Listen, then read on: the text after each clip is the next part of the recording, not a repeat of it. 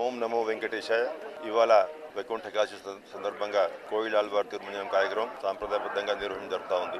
ఇప్పటికే ఈ వైకుంఠ ఏకాదశి కోసం దాదాపు ఒక 2 నెలల నుంచి అధికార యంత్రాంగం అందరూ కూడా కృషి చేస్తూ ఉన్నారు. వైకుంఠ ఏకాదశి, ద్వాదశి, త్రయోదశి ఈ ఫస్ట్ 3 రోజులు ఆన్లైన్ లక్కీ డిప్ విధానంలో దాదాపు 1,89,000 మందికి టోకన్ జారీ చేయడం జరిగింది.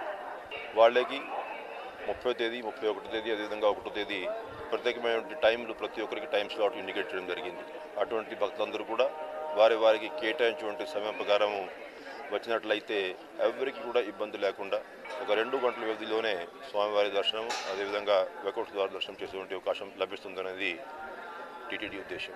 చాలామంది భక్తులు ఎవరికి అయితే ఈ ఆన్లైన్లో లక్కీ డిప్లో టోకన్లు లభించలేదు, 3 రోజులు మాత్రమే ఆన్లైన్ విధానంలో లక్కీ డిప్ విధానంలో టోకన్ జారీ చేశాం.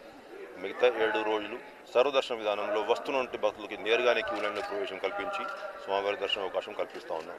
ఈ 10 రోజులు ఎక్కువ మంది భక్తులు స్వామివారి దర్శనానికి వస్తారు కాబట్టి కొన్ని ప్రత్యేకమైనటువంటి దర్శనాలు ఇప్పుడు కుదరవు కాబట్టి చంటి పిల్లలు, వాళ్ళ తల్లిదండ్రులు, అదేవిధంగా వృద్ధులు, దివ్యాంగులు వాళ్ళందరినీ కూడా విజ్ఞప్తి చేశాం. వాళ్ళు 8వ తేదీ తర్వాతనే తిరుమల వచ్చి స్వామివారి దర్శనం చేసుకోవాల్సిందిగా విజ్ఞప్తి చేయడం జరిగింది.